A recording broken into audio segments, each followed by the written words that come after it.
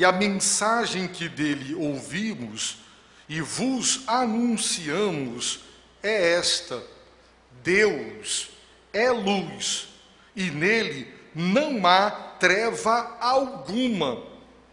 Se dissermos que temos comunhão com ele e andarmos nas trevas, mentimos e não praticamos a verdade. Mas se andarmos na luz, assim como ele está na luz, temos comunhão uns com os outros, e o sangue de Jesus, seu Filho, nos purifica de todo pecado. Querido Deus, eterno Pai, tem misericórdia de nós nesta hora e nos socorre, Senhor, porque a voz do Senhor é preciosa, é poderosa, ela cria, ela ressuscita. É a Tua palavra, Senhor, é o Teu Espírito que muda o nosso coração. Ó Deus, por isso nos entregamos a Ti, na expectativa e na esperança de que Teu Espírito aplique a Tua palavra a cada um de nós. Em nome de Jesus oramos e agradecemos. Amém. Meus amados irmãos, o apóstolo João escreveu esta primeira carta para muitos cristãos, para muitas igrejas que estavam já enfrentando no primeiro século, nos primeiros 100 anos da era cristã, algumas dificuldades em virtude de heresias que estavam sendo infiltradas na igreja e que estavam produzindo consequências perniciosas para a igreja.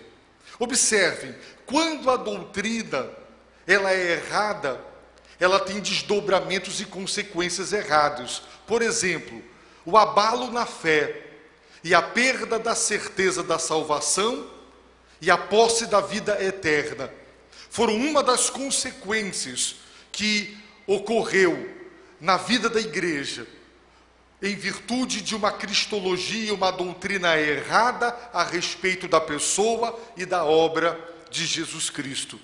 Uma outra consequência, a falta de amor entre os irmãos. Uma outra consequência detectada por João, falta da prática da justiça, ou seja, vidas santas. Por quê?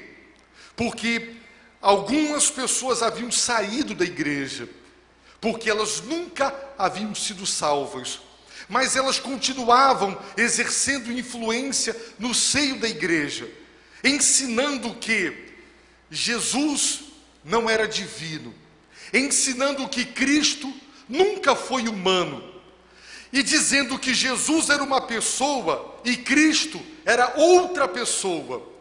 Cristo, o ser cósmico espiritual, se incorporou em Jesus no batismo e o deixou antes da crucificação. Por isso João diz: esse Jesus veio pela água e veio pelo sangue, para dizer, aquele mesmo que se batizou, foi batizado por João Batista no Rio Jordão, foi o mesmo que derramou o seu sangue na cruz do Calvário.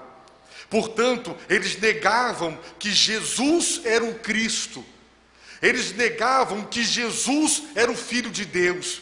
Portanto, eles negavam a divindade de Jesus, negavam a humanidade plena de Cristo, e tentavam dizer que eram duas pessoas distintas. Mas, na verdade, a sã doutrina diz que Jesus é o Cristo, o Filho de Deus, uma pessoa com dupla natureza, a sua natureza divina e a sua natureza humana. E João então apresenta ou reapresenta o Evangelho, a sã doutrina, para trazer de volta a certeza da salvação, a certeza da posse da vida eterna, para novamente produzir amor entre os irmãos e para, de uma vez por todas, remover do seio da igreja a crença de que é possível viver em paz com Deus e viver uma vida no pecado, uma vida mundana. Portanto, João escreve a sua primeira carta. E vejam como ela é relevante em nossos dias. Quantos movimentos, quantas instituições exaltam a Deus, o Ser Supremo, mas quando você aborda a estas pessoas perguntando quem é Jesus para você, eles negam que Ele é o Filho de Deus, negam a sua eternidade, a sua pré-existência, a sua divindade. E segundo João, tanto no quarto evangelho quanto em sua primeira carta, quem nega a divindade de Cristo, quem nega que Ele é o Messias, não tem o Pai. Portanto, é uma falácia. As pessoas dizem assim: o ser de Deus une a humanidade, mas Jesus Cristo desune a humanidade, porque todos creem na existência de um ser supremo, mas nem todos admitem que Jesus é Deus, é o Filho de Deus. E foi Mahatma Gandhi quem perguntou: Deus é cristão? E a resposta bíblica é: Deus é cristão. Portanto, quem nega que Jesus é o Filho não tem o Pai. Qualquer instituição teosófica, filosófica, teológica, ideológica, qualquer movimento que afirme a existência de Deus e apresente doutrinas e convicções a respeito de Deus e do universo, mas que na hora de confessar que Jesus é o Filho de Deus, o próprio Deus encarnado, negam a divindade dele, essas pessoas estão admitindo, segundo as Escrituras, que elas não creem no verdadeiro Deus, elas não têm Deus, elas não creem em nada. Elas creem no Deus que elas fabricaram, mas não no Deus e Pai de Jesus Cristo.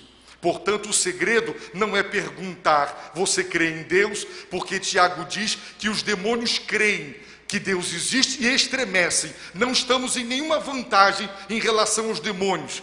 A pergunta é: você confessa Jesus, que Ele é o Cristo, Ele é o Filho de Deus? Essa é a pergunta que tem que ser feita.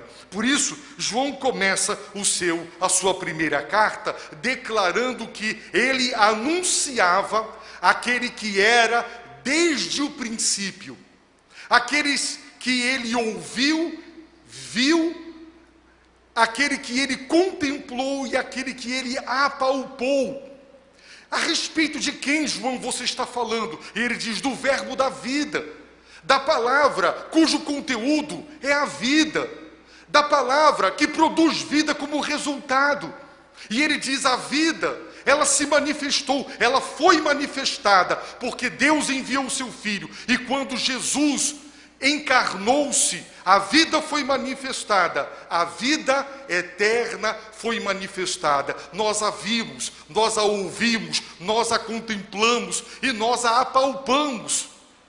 João disse: nós fomos testemunhas oculares, nós damos testemunho, porque nós presenciamos todas essas coisas. E para exaltar a pessoa de Jesus, ele deixa claro que a vida eterna que ele prega, era desde o princípio. A palavra princípio indica que antes de Deus criar todo o universo, no princípio ele era, ele existia, portanto ele é eterno. Esta mesma vida, esta vida eterna que era desde o princípio, estava com o Pai. E se estava com o Pai, é uma pessoa tanto quanto a pessoa do Pai, e é uma pessoa distinta da pessoa do Pai. João está dizendo que Jesus é a vida eterna, que Ele é eterno, pré-existente, que Ele é um ser pessoal, e Ele é distinto de Deus o Pai, mas tão divino quanto Deus o Pai é. É esse, disse João, que nós anunciamos e damos testemunho. E dois são os objetivos do nosso anúncio, da nossa pregação e do nosso testemunho: para que tenhais comunhão conosco e para que a vossa alegria seja completa. O propósito da pregação é levar as pessoas a conhecer a Deus, a terem comunhão com o Pai e o Filho e com a igreja. Por isso, biblicamente, não existe crente sozinho, isolado, que não tem interesse pela igreja, que não participa da comunhão, que não tem em comum a fé de que Jesus é o Cristo, o Filho de Deus, a vida eterna, o eterno, o Salvador do mundo. É para a comunhão que Deus nos salva, para viver na comunhão da igreja. João nunca usa o termo igreja, mas ele fala da igreja o tempo todo, porque pregamos o evangelho. Com que propósito? Para que tenhais comunhão conosco. Por isso, meus irmãos, nós aprendemos que a base da pregação é a revelação. Se Deus não tivesse se manifestado, de modo que ele foi ouvido, visto, ele foi contemplado e apalpado, não haveria o que pregar. O fundamento da pregação é a revelação. A pregação da revelação é para produzir comunhão e plena alegria naquele que crê no anúncio do Evangelho, que aqui é chamado de o verbo da vida, a palavra que discorre a respeito da vida, e a vida é Jesus Cristo. Agora, o apóstolo João diz assim: e a mensagem que dele ouvimos e vos anunciamos, portanto, tudo quanto nós repassamos para vocês, nós recebemos de primeira mão do próprio Jesus. A mensagem que dele ouvimos. Não estamos passando uma mensagem de segunda mão. Nós o ouvimos. Foi ele quem nos ensinou. Foi ele quem nos ministrou essa verdade. E sabe qual é a verdade que eles ouviram de Jesus? Jesus disse: Deus é luz, e nele não há treva alguma. Essa é a mensagem, como se isso sintetizasse tudo quanto Jesus ensinou. O que significa dizer que Deus é luz? Existem dois simbolismos possíveis e o contexto confirma. O primeiro deles, meus irmãos, é que, assim como é próprio da luz brilhar, é próprio de Deus se revelar. A luz simboliza a revelação. O nosso Deus tem prazer em se dar a conhecer, em ser conhecido, para ter comunhão conosco. Se estudarmos o primeiro capítulo de Romanos, aprenderemos que tudo quanto aprouve a Deus revelar, Ele revelou, para que os homens o conheçam, e conhecendo-o, o adorem e lhe deem graças. Portanto, Deus é luz, Deus é revelação, Deus tem prazer em que os homens o conheçam, por isso Ele se permite conhecer, Ele se dá a conhecer, assim como é próprio da luz brilhar, é próprio de Deus se revelar. Deus não ficou em silêncio, Deus não se exclui, Ele não fica num canto, Ele se abre, Ele fala, Ele permite que as suas criaturas saibam quem Ele é e o conheçam. Por isso nós poderíamos dizer que o nosso Deus é comunicativo. Quando você vê uma pessoa falante, uma pessoa extrovertida, você diz como ela é comunicativa. Quando você observa uma criança que fala o que pensa, que se expressa bem, nós dizemos como ela é comunicativa. O nosso Deus é comunicativo, meus irmãos. O nosso Deus se comunica, Ele fala, e através do que diz, Ele se revela. E através da sua revelação, Ele se dá a conhecer. O nosso Deus não é uma interrogação, não é uma incógnita. O nosso Deus é revelado, é conhecido. Ele é claro, Ele é notório. O que Ele quis que nós soubéssemos a seu respeito foi revelado, e essa revelação foi registrada. Portanto, Deus é luz, Deus é revelação, Deus é conhecido porque Ele se deu a conhecer. A luz também simboliza a perfeita e absoluta perfeição moral, porque Deus é santo, e nele não há treva, que é sinônimo nas Escrituras de iniquidade. Deus não pode ser tentado pelo mal, Deus nunca tenta ninguém a pecar, porque Deus é luz, Deus é santo, é moralmente perfeito, elevado, ilibado, santo. exaltado sobre tudo e todas as coisas. Foi isso que Jesus ensinou a respeito de Deus para os apóstolos. Deus é luz, Ele se revela. Deus é absolutamente perfeito em seu ser. Ele é reto, Ele é justo. E em Deus não existe qualquer tipo de mal. Portanto, se dissermos, e esta frase, que encontra-se 3 vezes ainda no capítulo 1, ela era uma frase que João está usando e que era usada por esses hereges, que faziam estas alegações. E João está dizendo: se dissermos que temos comunhão com Ele, e Ele é luz, no entanto andarmos nas trevas, o que é que isso significa? Significa uma incompatibilidade, uma incoerência absurda. Isso significa que mentimos e não praticamos a verdade. Deus é luz, em Deus não há treva. Portanto, ninguém pode estar em comunhão com Ele e andar nas trevas, comportar-se de acordo com a iniquidade de um mundo espiritualmente em escuridão, porque o mundo inteiro, diz esta epístola, está sob o controle satânico. O mundo inteiro jaz nas trevas. Jesus é a luz do mundo.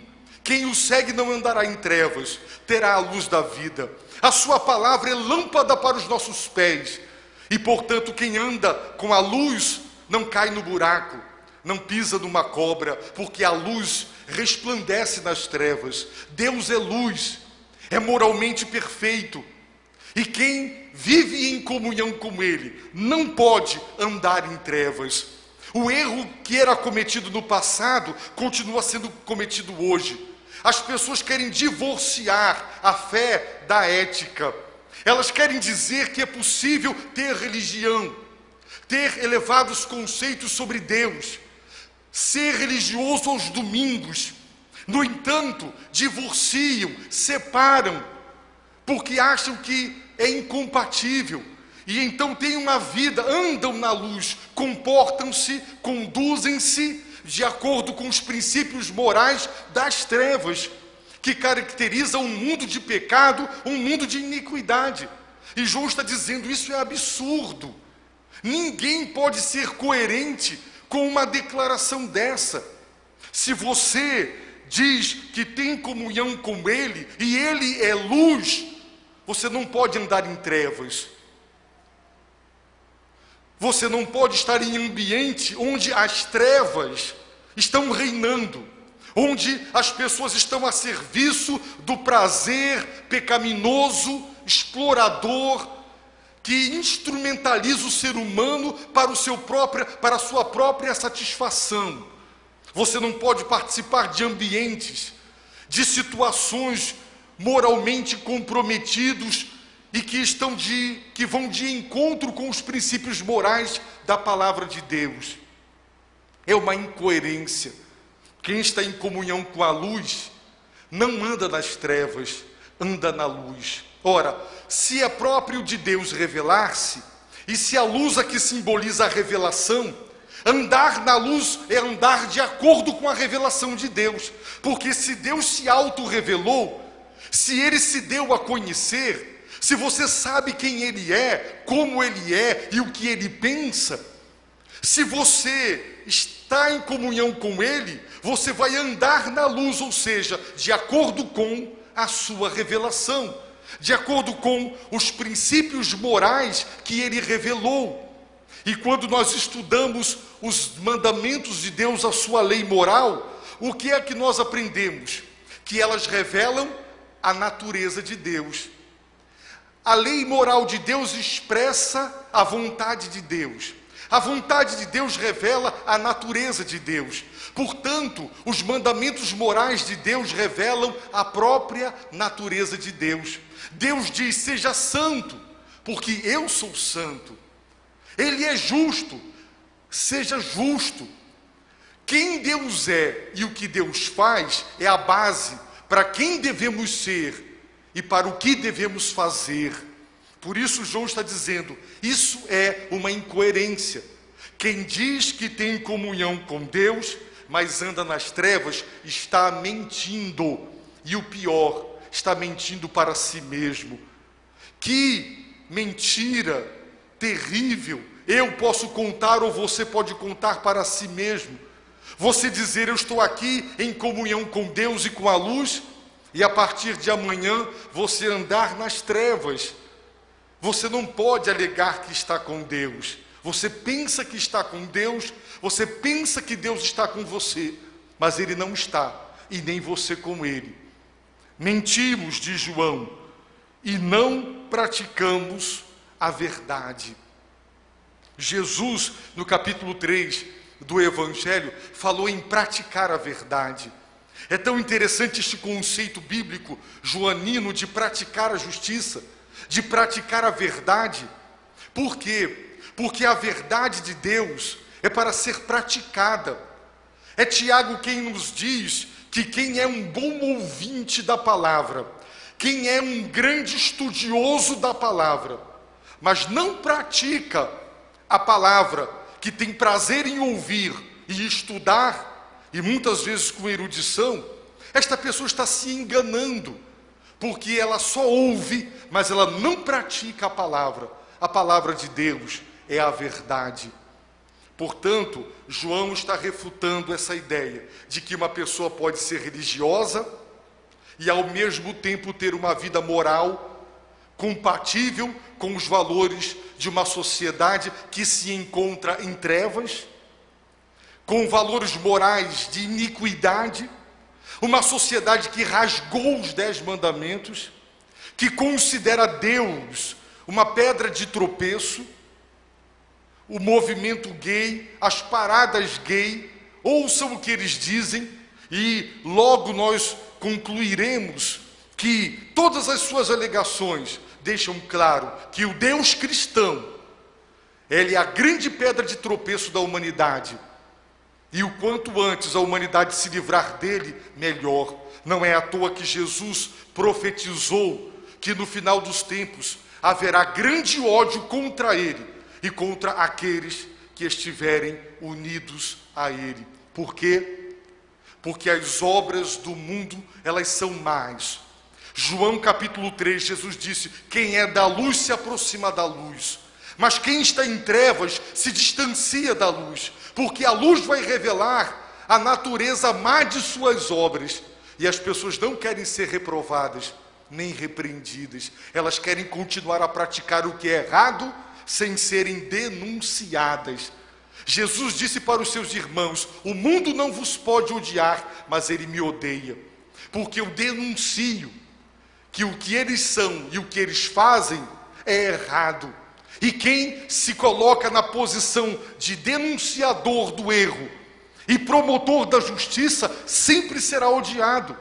Por isso, meus irmãos, João está dizendo, nós ouvimos dos lábios do próprio Jesus a seguinte mensagem que nós anunciamos, não estamos inventando nada. A fonte do Evangelho é o próprio Jesus, e ele ensinou que Deus é luz, que Deus se revela, que ele é moralmente perfeito. Portanto, quem diz estar em comunhão com ele não pode viver de acordo com princípios imorais ou amorais das trevas de uma sociedade que encontra-se sem Deus e sem salvação. No entanto, se andarmos na luz, ou seja, se vivermos, se nós nos comportarmos de acordo com a luz, a revelação, o que Deus revelou, os seus ensinos revelados, então, disse João, sabe qual é a consequência?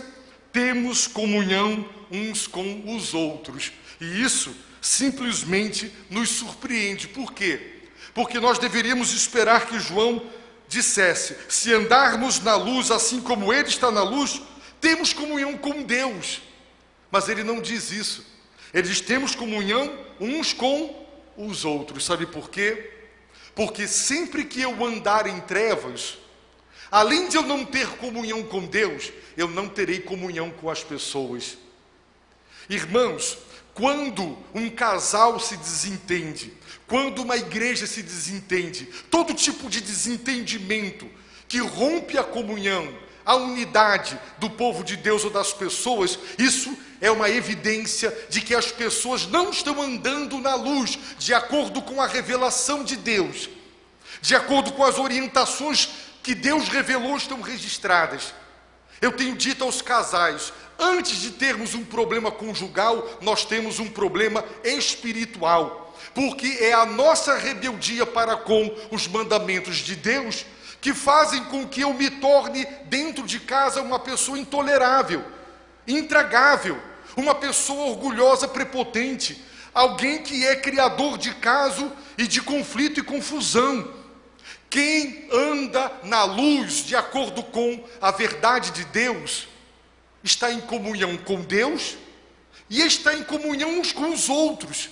Por isso, a falta de comunhão entre as pessoas, ela já revela que a comunhão com Deus foi rompida primeiro. Porque sempre que alguém está em comunhão com Deus, ela não se sente bem ao lembrar que ela não está em comunhão com as outras pessoas. Eu não me sinto bem, você não se sente bem. Você olha para alguém que já foi íntimo seu, com quem você já teve muita comunhão e hoje não tem mais, e isso entristece. Você se sente mal, por quê? Porque você gostaria de ver a comunhão restaurada. Porque quem anda com Deus não se sente bem em andar desunido ou dividido ou distanciado das outras pessoas. E é isso que João está ensinando. Quem anda na luz, porque Deus está na luz e porque Deus é luz, essa pessoa tem comunhão uns com os outros. A comunhão entre nós é baseada na comunhão com Deus. A comunhão entre nós, ela emana, ela é derivada da nossa comunhão com Deus. Uma vida no pecado, ela é um impedimento para a comunhão com Deus. E ela deságua no rompimento das relações humanas. Por isso, como eu posso querer e desejar estar em comunhão com Deus, se eu procuro o mundo, as coisas que existem no mundo, e Deus diz: não ame o mundo, não ame as coisas que existem no mundo, os desejos pecaminosos, a carne, a soberba da vida, o desejo dos olhos. O amor de Deus não está no mundo. Por isso nós não podemos amar o mundo, porque o amor ao mundo, ao pecado, as amizades que não edificam, rompem, são obstáculos para termos comunhão com Deus. E o resultado qual é? Falta de comunhão com as pessoas. Sempre que uma pessoa restaura a sua vida espiritual, confessando os pecados, pedindo perdão, e ela volta a ter comunhão com Deus, ela quer voltar a ser um bom filho, ela quer voltar a ser um bom marido, uma boa esposa, uma boa mãe. Por quê? Porque a comunhão com Deus nos impele a viver em paz com as pessoas. Por isso, irmãos, a palavra de Deus é maravilhosa. E João diz: e o sangue de Jesus, seu Filho, nos purifica de todo o pecado. Por quê? Porque João apresenta agora o sangue do Senhor. Porque nós devemos andar na luz, viver de acordo com a revelação, os mandamentos de Deus. Mas João sabe que nós não conseguimos todo o tempo e o tempo todo obedecer a todos os mandamentos que Deus revelou. Naturalmente pecamos. No entanto, se nós andarmos na luz, ou seja, orientados pela revelação, ela nos ensina que, se eu peco contra Deus, eu devo me arrepender, eu devo confessar, eu devo abandonar, e eu devo me humilhar diante de Deus. E quando isso acontece, qual é o resultado? E o sangue de Jesus, seu Filho, nos purifica de todo o pecado. Quando uma pessoa anda nas trevas, ela se recusa a arrepender-se. Ela tem o coração endurecido. Ela pode ser repreendida por alguém. Ela pode ouvir a palavra, mas ela anda em trevas. ela encontra-se em um estado de impenitência. Ela não quer se arrepender dos seus erros e dos seus pecados, porque ela está andando em trevas. Ela não está andando de acordo com os ensinos bíblicos, mas quem anda de acordo com a revelação e se dá conta de que pecou, porque pensou, desejou, feriu, enfim, pecou desobedecendo algum mandamento de Deus, imediatamente a consciência acusa, e essa pessoa diz: Senhor, tem misericórdia de mim, eu não devia ter falado, ou sentido, ou desejado, ou feito o que fiz, perdoa-me. Quem anda na luz, meus irmãos, anda confessando, anda se arrependendo. O arrependimento se torna um modo de vida. E o que acontece? João nos ensina que Deus vai além do perdão. Deus perdoa os nossos pecados, mas Ele vai além. Ele remove a mancha que os pecados deixam na nossa vida. Ele nos perdoa. Por que nós estamos aqui? Estamos aqui porque desde o momento que Deus nos deu a graça de nós nos encontrarmos com Ele para a salvação, nunca mais pecamos. É por isso que nós estamos aqui. Será que desde o momento que você se converteu até hoje, você nunca mais violou um mandamento de Deus? Com certeza não. É por isso que nós estamos aqui, porque o sangue de Jesus, esse sangue que foi derramado na cruz do Calvário, para nos remir, ele continua eficaz e poderoso para nos limpar, para nos purificar. E é assim que o Espírito Santo volta a nos tomar em plenitude. A perda da alegria da salvação, a perda da presença plena do Espírito Santo, que traz o gozo indizível, que traz aquela alegria que não temos palavras para expressar, o prazer de adorar e servir. Esta alegria, este prazer, esta vida plena, ela deixa de existir quando agasalhamos pecados em nossas vidas. E eles interrompem a comunhão com Deus, entristecem o Espírito Santo, e nós perdemos a bênção da alegria e da vida plena. Mas se nós andarmos na luz, confessaremos, sempre que detectarmos que pecamos. Faremos até como Davi: Deus, revela-me os pecados que eu não estou tendo consciência. Irmãos, quando Davi diz isso, ele está deixando claro que o pecado nos danificou tanto, a ponto de podermos estar em pecado e ainda não estarmos com a consciência de que nós pecamos. Que coisa terrível essa possibilidade de estar em pecado e não se dar conta disso. E Davi diz: Deus me revela os meus pecados ocultos, não ocultos para ti, mas ocultos para mim, aqueles dos quais eu ainda não me conscientizei, não admiti, não reconheci, não confessei, não me arrependi. Portanto, não há perdão. E se não há perdão, não tem restauração da comunhão rompida. Irmãos, viver com Deus é maravilhoso. Jesus, ele disse para Pedro, quando ele se despe e ele pega a bacia e ele pega a toalha e ele quer lavar os pés de Pedro, e Pedro diz: jamais. E o Senhor disse: se eu não te lavar, tu não tens parte comigo. Ou, se é para ter comunhão com o Senhor, não só os pés, a cabeça, me dá um banho todo. Jesus disse: quem já foi lavado precisa só de lavar os pés, porque no resto está limpo. Não é assim? Você dá banho na criança, ela está limpinha, mas ela corre dentro de casa e na hora de dormir, lava só os pés. Já tomou banho? Só os pés estão sujos. O que Jesus quis dizer? Quem é lavado no sangue dele, quem é salvo, quem é convertido, não tem que se converter de novo. Mas, durante a caminhada na vida, suja os pés, peca. E tem que lavar os pés para poder ter parte, negócio, comunhão com Cristo. E é isso que João está dizendo. Quando nós andamos na luz, ou seja, de acordo com os valores morais de perfeição da palavra de Deus, quando nós andamos de acordo com o que Deus revelou, nós sabemos que Deus não deixa o pecado impune, que o pecado entristece o Espírito, que ele apaga a atuação poderosa do Espírito Santo na nossa vida, que ele interrompe a nossa comunhão com o Altíssimo. E sabe também que a única solução para o pecado não é ignorá-lo, é confessá-lo em arrependimento, porque Deus não só perdoa, mas ele também purifica, ele limpa.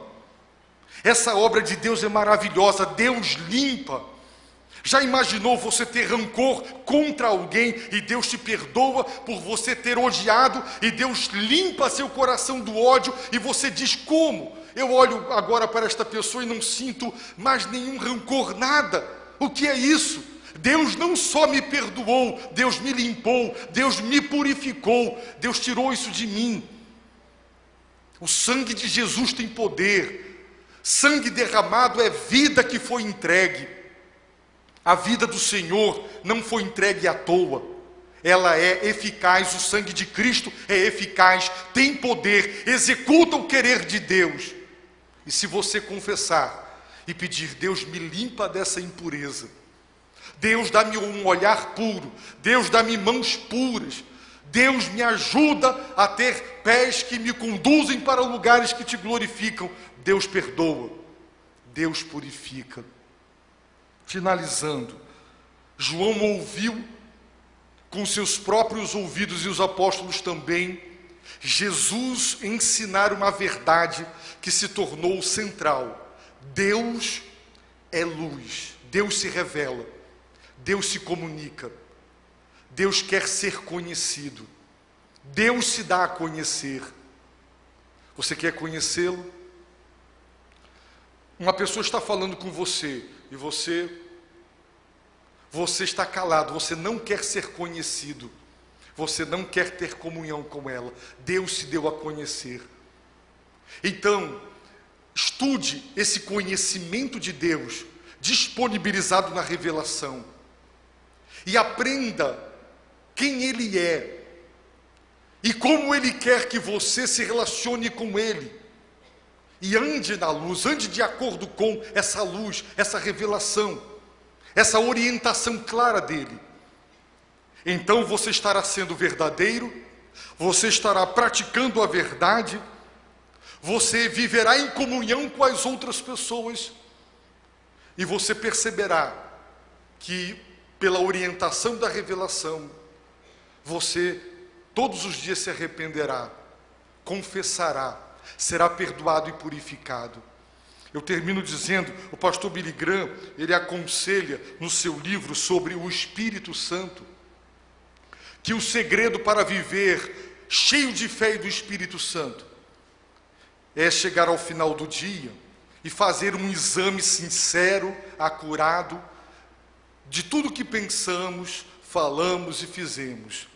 E se ao fazer este exame detectarmos que em pensamento, em palavras e atitudes, nós desobedecemos a revelação, então devemos nos ajoelhar, pedir a Deus perdão e devemos pedir a purificação. É Paulo quem diz, quando o sol se pôr, que ele não se ponha sob a sua ira. Se você estiver com raiva ou irado, o máximo de tempo que a ira deve durar no coração de uma pessoa é menos de um dia, porque quando o sol se pôr, que a ira do seu coração também vai se pôr com o sol. E ele diz, não deis lugar ao diabo, porque a ira é uma porta aberta para o diabo. Por isso Paulo disse, perdoem, para que Satanás não leve em vantagem sobre nós, sempre que nós não nos perdoamos e deixamos os relacionamentos rompidos, Satanás está levando vantagem, ele está na nossa frente, porque a ira do homem não produz a justiça de Deus, diz o apóstolo Tiago. Portanto, não vamos divorciar fé da ética cristã. Deus é luz, quem está em comunhão com Ele anda na luz. a luz que ele raiou, que ele brilhou, e tem a bênção de ser purificado pelo sangue, o sangue do seu Filho, o Verbo da vida, eterno, pré-existente, divino e pessoal. Portanto, se você entrou aqui nesta noite dizendo, não, eu estou bem com Deus, mas você sabe que tem andado em trevas, você está se enganando, você está mentindo para si mesmo, você não está praticando a verdade. Arrependa-se, confesse, volte para Deus. Se você constata que tem muitos relacionamentos rompidos, muitas comunhões quebradas, então isso revela que já está quebrado com Deus há muito tempo. Restaure a comunhão com Deus e você terá prazer em restaurar a comunhão com as pessoas. Abaixe a sua cabeça, feche os seus olhos e ore ao Deus vivo e verdadeiro.